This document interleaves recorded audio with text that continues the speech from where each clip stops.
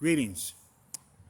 I don't have much time left because the Nazis got a boot and chain around me, but we do this stuff well and to clear what are known as strong points, what I call Nazi strong points.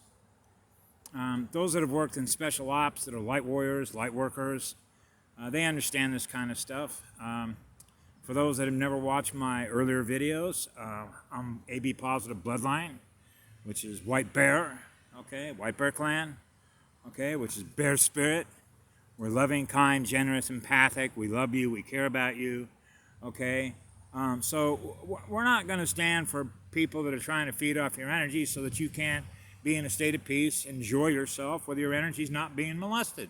How are we ever going to know who you really are if you're not free to be who you are, right?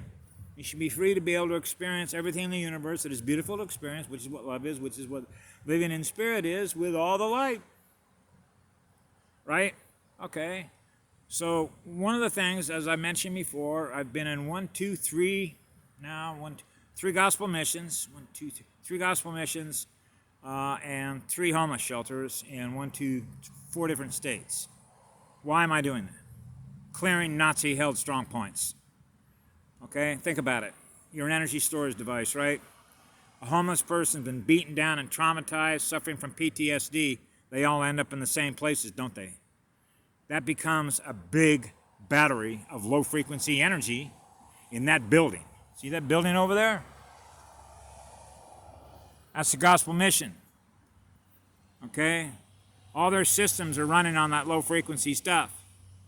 So when all these homeless people come into the gospel missions and it's run by a Nazi, he's going to make sure that that light does not come in there, and if it is, it's going to get run out of there so that these Nazis can use that fucking energy against us. Okay? Against the light.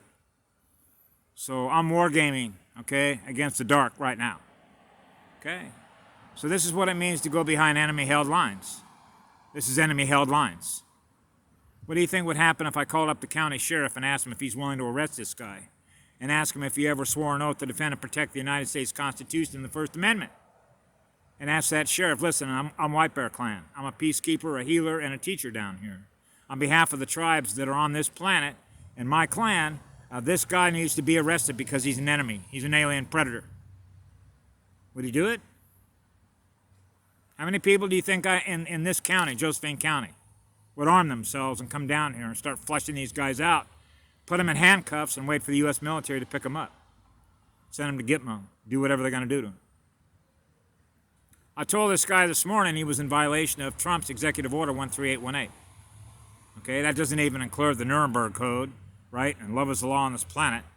Okay, I should have handcuffed him and held him for the U.S. military, but you can imagine what's going to happen when I do that, right? I live to my heart. That's our protection, which is what the light is. When you're sort of running on your intuition, right, you sort of know that this is going to take care of itself, okay? So we understood, as I've mentioned before in my previous video, what's called stellar activation, which is sort of a self-prompt when you know that you live in the future, proves the past, which means infinite information is infinite possibilities, which means infinite light, which is infinite love, which is infinite creative imagination, right? So we can experience whatever we choose to experience because we have the ability to do that, because we live in an information field, right? Frequencies, right? Energy. So this was a war. This was a war against the heavenly realms. Okay, this was a war against the light. Okay, so the dark does not win against the light. We're more powerful than they are, and they know that.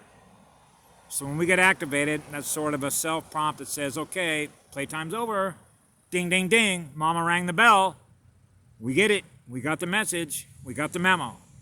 And so that's why everything that I did when I picked up a phone, picked up a laptop, and said, okay, I connect to so-and-so and so-and-so and so-and-so. When I connected with Patty Broussard, her core frequency identity, I have it in my database. That means I know she works on the same team that we do. Yeah. So she filled in a lot of blank spaces. Okay, we secured this timeline.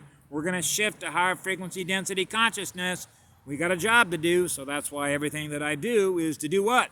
Free up all the energy that they're using in order to prevent the higher frequency from being able to rise into higher density consciousness.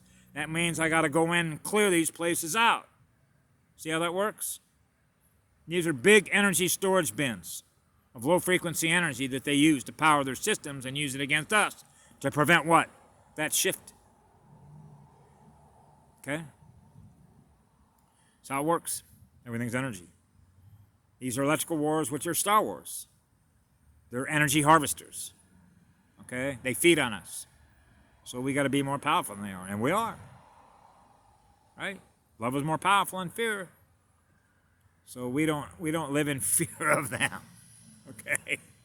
That's why they love to drain our batteries. Because they don't run our energy. Right? So anyway, that's the beautiful news. So I suggest again on the Project Ascension channel, YouTube tomorrow night. I think it's at 6 p.m.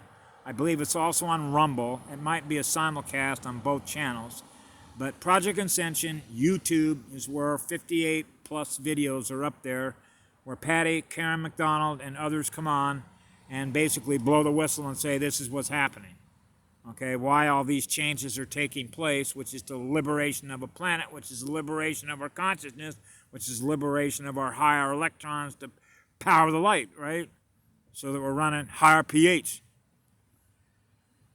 So anyway, have a great day. I love you all. Bye now.